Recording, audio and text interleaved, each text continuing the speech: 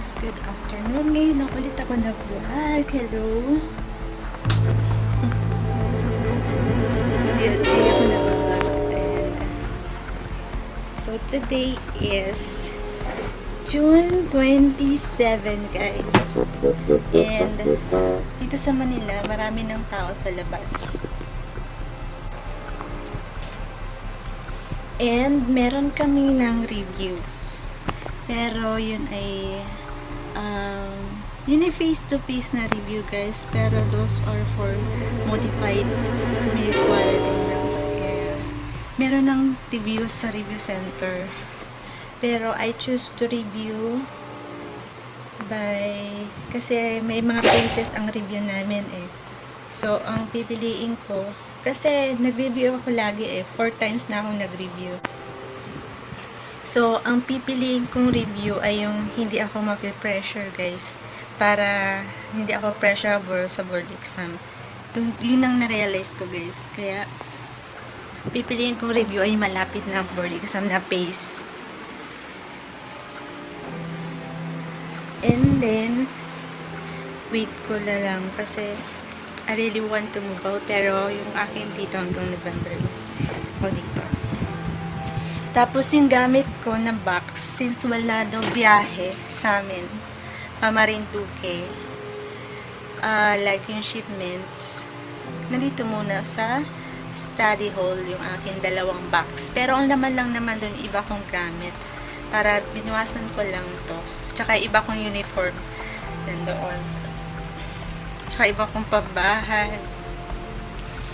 And tsaka meron ako iba dong gamit sa school, yung mga ginagamit ko na naubos ko na. Meron din wala naman pero iuwi ko na yung iba sa bahay. Tapos, ano pa bang ipa-vlog ko? Ngayon, yun, nasabi ko na dati na napatapos ako ng isang book. Ngayon, ang tinatapos ko yung icons. So, yung icons kasi, mga powerful persons. So, hindi pa ako tapos. Nasa 100 page pa lang ako. Page 100.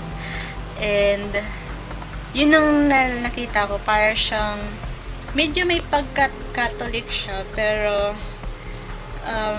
parang there's something na may tinatawag na maybe yung pagka-research ng novel niya is may related in relation to Catholics. So, naalala ko, diba? So, at least, nakatulong din ako sa iba. Doon sa mga haters ko, like, naggagaganyan sa akin. Sana mag-comment kayo kung bakit gumanon kayo para makatulong din kayo sa iba. Yung hater kasi nag-a-unlike eh. So, 56 subscribers ako ngayon. Dati 57. Meron kasi akong subscriber na nagsa-subscribe din nag-unsubscribe. Guys, para pag hindi ko maintindihan, huwag na lang siya mag-subscribe forever, okay? Ganun. Pero it's okay. At least, napanood mo yung aking video. Hindi naman ako plastic sa aking nagpapakatotoo. So, here it goes. Alam kung sino nagsasubscribe sa akin, guys. At nakikita ko din yung nag-unsubscribe. So, meron kasi akong secret. So, ayan. Ako kasi panganay sa amin eh. Then yung tatay ko matanda na. Kaya I'm trying so hard na makapasa sa board exam. Kasi, pag tumigil na yung tatay ko, ako na, yun naman, ang magiging pinakang breadwinner para sa kanila, sa parents ko. Yung kasi mga kapatid ko na lalaki, may mga asawa at anak na yun. So, ang focus nila yung mga anak nila. So, ako, panganay ako yung sa akin masyado nagpakahirap ang tatay ko sa abroad. Siya lahat sa akin, all of my life. Kaya, I want to give him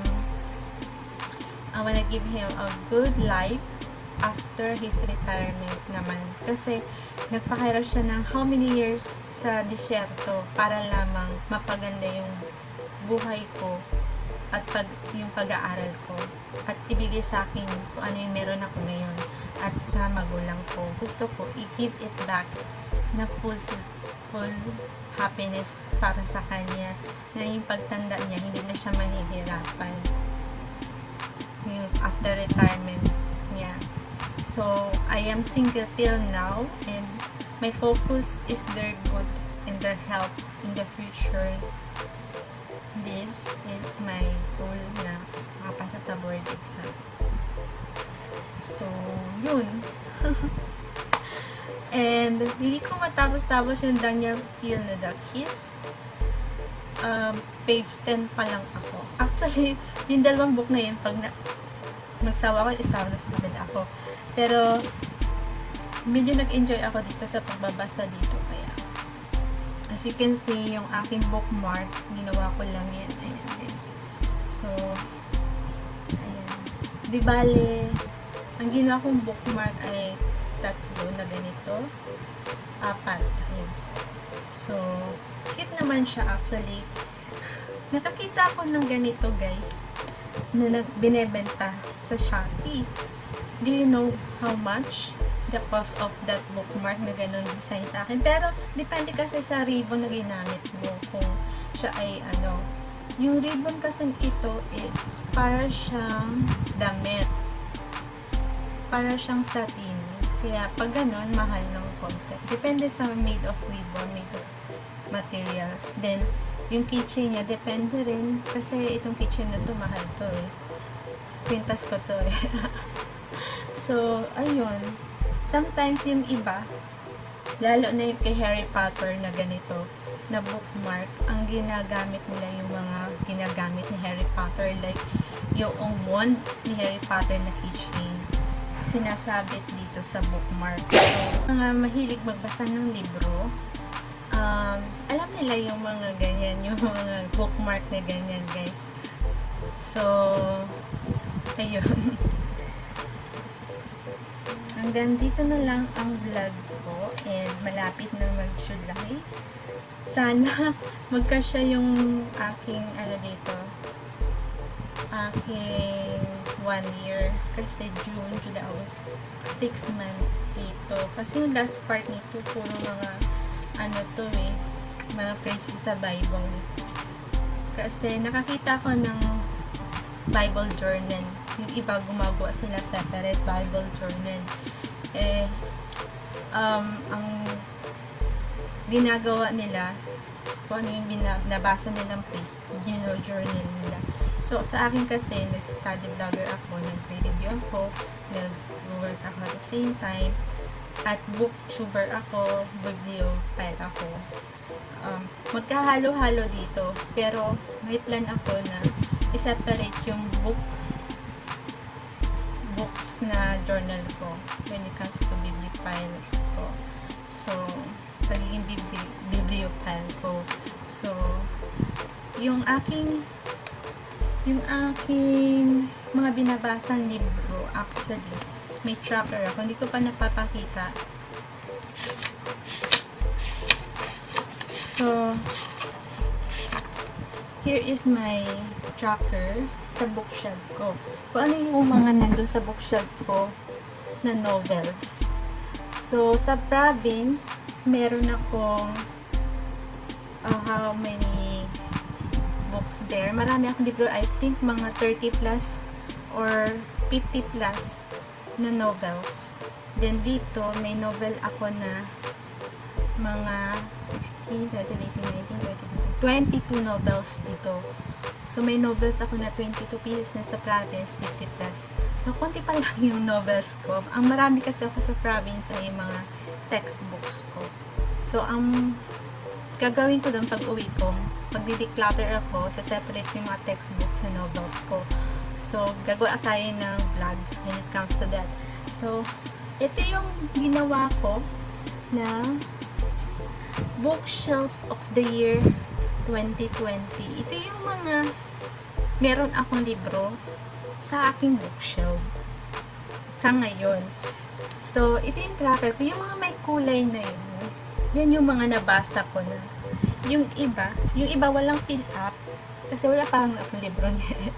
Yung mga may pangalan, may libro na ako niyan. Then, may number na kasi, ayan. So, may mga walang sulat dyan kasi wala pa ako nung libro. Nasa list ko pa lang siya. So, ito yung aking bookshelf tracker sa province at dito sa dorm. So, nandito sa baba yung mga legend niya na authors. And then, dito kasi meron din akong books to read. Yung list ko ng libro na gusto kong bilhin for 2020. So, ayan yung list ko ng libro na gusto kong bilhin.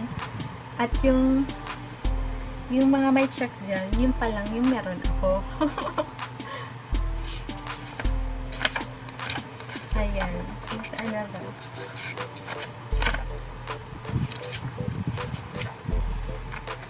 Tapos, eto naman. Sa review din, meron din akong tracker. So, meron akong challenge ngayong 2020. I have 101 books challenge to read. Like, books to read siya, BTR, guys. Gusto ko ngayong taon, maka 101 books akong nabasang novel. So, as of now, ang nabasa ko pa lang 31 novels. 31 novels pa lang yung nababasa ko. So, this is my challenge for the year 2020. Tapos, sa aking review, gumawa din ako ng number of nursing books that I read, BTIR naman. So, actually, yung books ko, nabasa ko na lahat. Kasi, for almost, for take ko, hindi naman ako pabaya, as in, nasa loob na ako ng kwarto, lumalabas na ako pag bibili ako ng gamit ko. Nabasa ko na lahat, lalo na yung kay Ma'am Oda. Gumawa ako ng summary ng book niya sa index card, kaya basang-basa ko na yung libro niya. So, ayun, gumawa ako ng nursing books to read tracker na kung saan ang pangalan RN. Then, may mga box dyan. So, ibig sabihin, ito yung number of books na nabasa ko na. So, ever since nung ako'y nag-start mag-review until now. So, ayun lang. Then, yung pag-reading tracker ko, guys, meron akong i-show sa inyo kung paano ako mag-track ng reading tracker ko. Sa journal ko.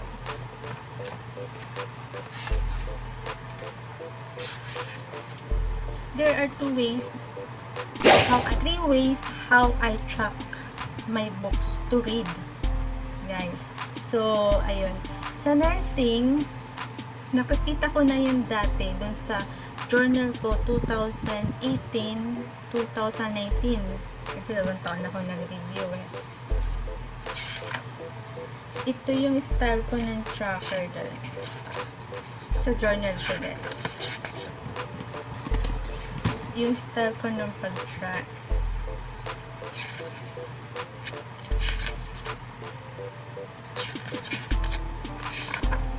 So,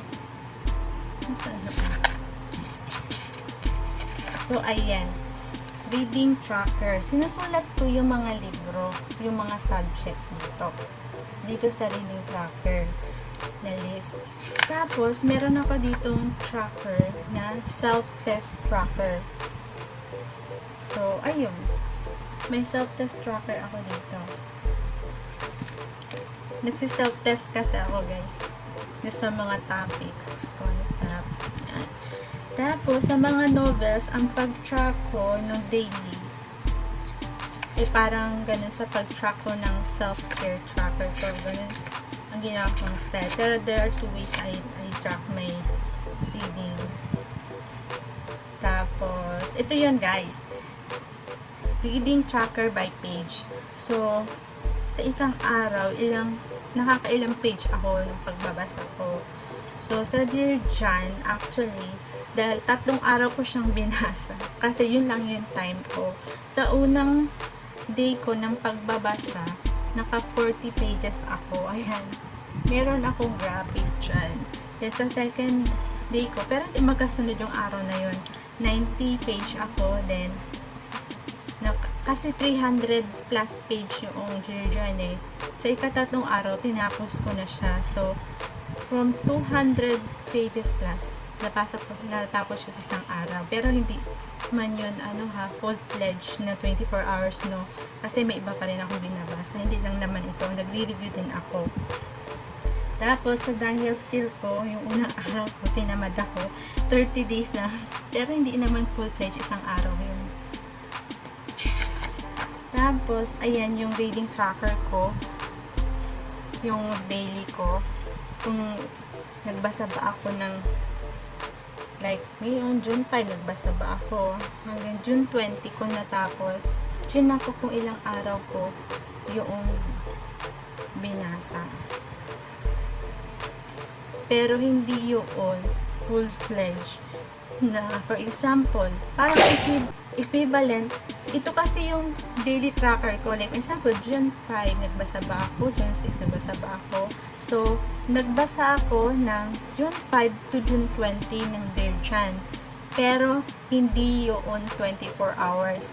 Pero, kapag kinompute ko yung per hour ko sa isang day, equivalent to 2 to 3 days ang computation ko ng pagbabasa ko ng Dear John. So, umaabot ako ng 3 days, 2.5 days sa isang libro na 300 pages. Tapos, yung icons ko, ngayon, nasa 100 page pa rin ako. So, hindi naman full-fledged na ako yung halimbawa, 8 hours, diba, from 8 a.m. to 5 p.m. Hindi naman laging yun na lang binabasa. May iba pa rin akong binabasa. O, ayan guys. Ganito. Ganito ko siya tinatrack. Pero yung oras niya is equivalent to 2 to 3 days. So, that's how I read my novel. Yung sino ko lang kung paano ko mag-track. Kaya ang bala kong gawin, i-separate ko yung books ko na journal. Kasi parang mas marami akong activity when it comes to books. So, yun kasi yung parang pampatulog ko. Yung libro ko, ang tawag ko sleeping pills. Yung mga libro ko na novels. Kasi, yung mga theories, textbooks ko, grabe. Pag lagi yun na lang, in 2 years, yun na lang binabasa mo palagi.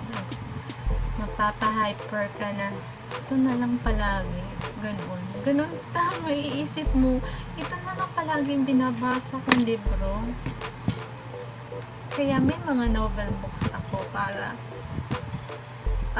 i-ano ko yung mind ko para hindi ako masawa, para may iba rin akong binabasa, para mag-wonder ako, mag-imagine ako, para hindi ako ma-depress, hindi ako ma-pressure, hindi ako ma-stress kasi may binabasa akong novels book. So, ayun, I am so happy, and pag uwi ko, yung mga nabasa ko, yung mga nabasa ko, inuuwi ko na yun, guys. Yung mga hindi ko nabasa, tinitira ko dito sa dorm. Mailagay ko sa bookshelf ko. So, yung bookshelf ko, half lang yun, guys. Bala kong, yun, guys. Pinatay ko yung ilaw ko kasi mainit. Mainit ang pakiramdam ko sa ilaw. Yung light sa balat. So, mas okay na pati yung ilaw. Kano siya. Ang may ilaw ko lang yung aking lesson table. At least, pag may ilang lesson table ko, ibig sabihin, kailangan ko mag-aral. Kailangan ko magbasa. Kailangan ko pumunta sa lesson table ko. Kaya mas maganda na patay lahat, bukas lang yung lesson table ko. Parang may pang-akit ang lesson table ko. Ganun ba? So, let's go. Before it's farther, let's go with the topic. So, yun. Ganun ako magbasa ng aklat. Since, ayoko kasi na, minsan din yung parang hindi ako makikita na pressure, diba? Parang hindi ako pressure sa board exam. Like, that parang hindi ako nahihirapan. Pero pag minsan hirap na hirap ako. Pero pag may times na parang hindi ako pressure, it means nagbasa ako ng libro. Parang nakakatanggal kasi ng aura na haggard ka. Kaya mas maganda talaga na may iba ka rin binabasa, like novels, yung makakapag-change ng aura mo. Kasi nakaka-stress din talaga na magbasa ng libro na puro tourist. Then at the same time, hindi ka pa pumapasa. At least with the novels, mapapaanway niya yung isip mo. Mapapaanway. Sabi nga, bago mag-board exam, huwag ka lang magbasa ng mga tourist. Ay magbasa ka na lang ng novel book. Since alam mo na yun, di ba? Review is a review. Review is what you learn from the in school, di ba? Kaya alam na natin yan. The problem is how to pass, pero hindi natin alam eh. Diba? Si Papa God na lamang bahala. Si Papa God, nandiyan lang siya. Yung Diyos Ama.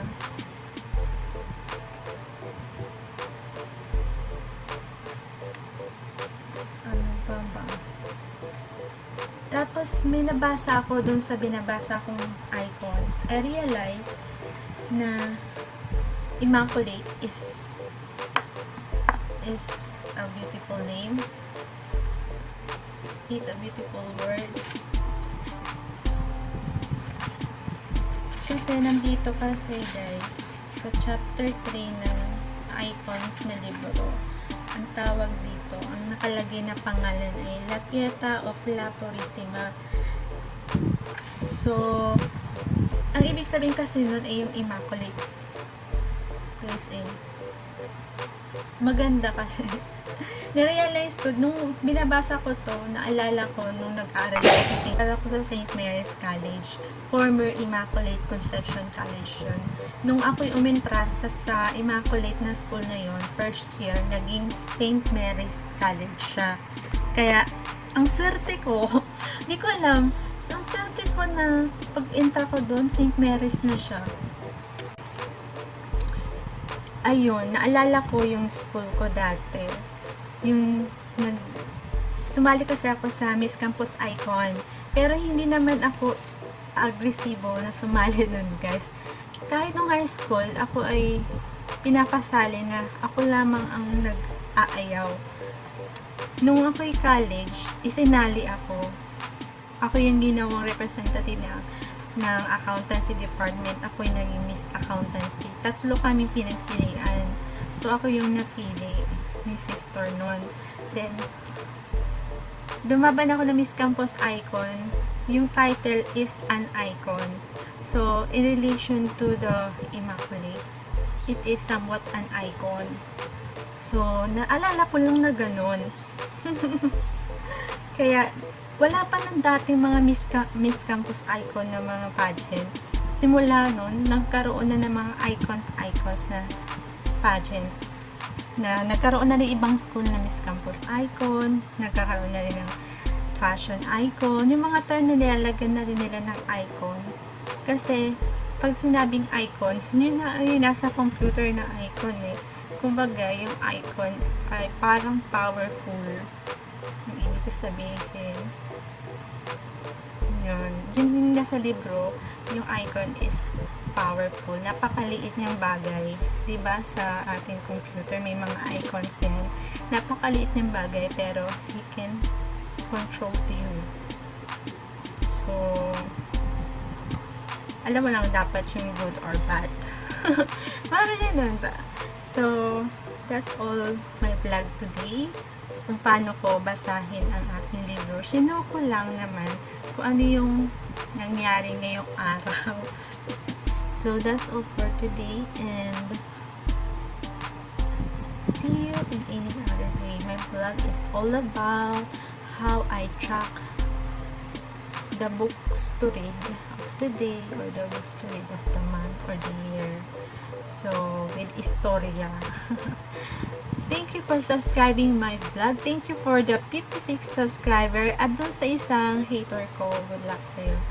And yeah, sana marami pa mag-subscribe sa akin kasi I have so much to give. I have so much to vlog.